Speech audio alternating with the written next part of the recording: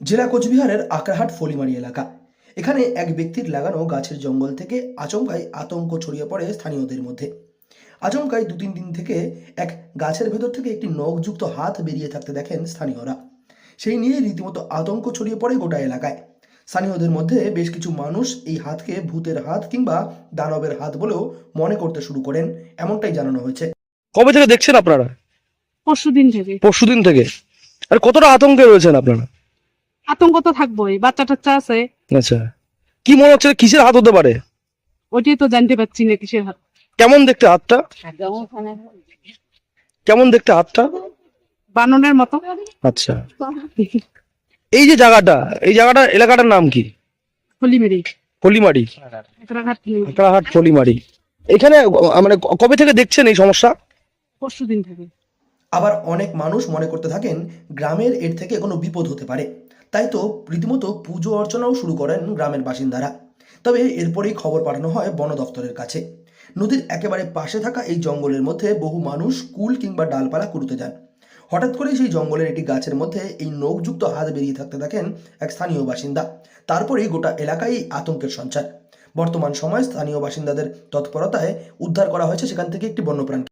আমরা পঞ্চনাক বলছিল অনেকে, হুম। ঠিক আছে, যেটা পঞ্চনাক নাকি, ওই ভেবে আমরা তো জিনিসটাকে বুঝতে পারিনি না এই জিনিসটা কি, ঠিক আছে, এটা ভেবে আমরা আজকে উপোস করেছিলাম যে কালকে পুজো দিব ওর নামে। এই বাগানটা কি পুরোটা বিক্রি হয়ে গেছে? হ্যাঁ, বিক্রি হয়ে গেছে, শুধু ওই গাছটা বাদে। ওই গাছটা বাদে? হ্যাঁ। কারণ এই কারণে এই গাছটা বিক্রি করেননি। হুম। আজকে কি দেখা গেল ভাই? এটা যখন সবাই বলতেছে গুইসাপ। গুই সাপ।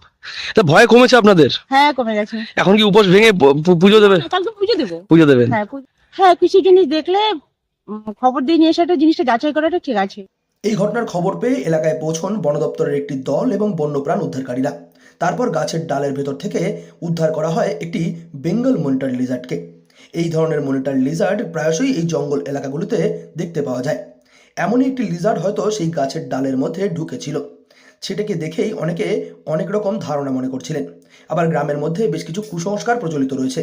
সেই কুসংস্কারের কারণেই এই ধরনের আতঙ্ক ছড়িয়ে পড়ে গোটা গ্রামের মধ্যে। আকরারহাটের ওইখানে গ্রামের বাসিন্দারা প্রচন্ড আতঙ্কিত। তারা গাছের কিছুটা উপরে একটা কোটরের মধ্যে থেকে একটা হাত বেরিয়ে থাকতে দেখছে। কি জিনিস কেউ বুঝতে পারছে না, কেউ কোনো ভৌতিক ব্যাপার স্যাপার মনে করছে, রাক্ষস, হ্যাঁ, বা এরকম কিছু মনে করছে। তো তারপরে দেখে যেটা বুঝতে পারলাম সেটা হচ্ছে কিছুই না, এটা হচ্ছে একটা মনিটর লিজার্ড, যেটাকে বলা হয় বেঙ্গল মনিটর লিজার্ড। যেহেতু এলাকার লোকজন প্রচন্ড আতঙ্কিত এবং ভয়ে ওটাকে কোনো ক্ষতি করতে পারে, তো সেই কারণের জন্য ওটাকে আমরা নিয়ে এসে পরবর্তীতে স্বাস্থ্য পরীক্ষা করে নিকটবর্তী বনাঞ্চলে ছেড়ে দিই। বন দপ্তর এবং বন্যপ্রাণ উদ্ধারকারীদের পক্ষ থেকে জানানো হয়েছে যাতে গ্রামের মানুষেরা এই ধরনের অন্ধবিশ্বাস কিংবা কুসংস্কারকে প্রশ্রয় না দেন। কোচবিহার থেকে সার্থক পণ্ডিতের রিপোর্ট, লোকাল 18 বাংলা।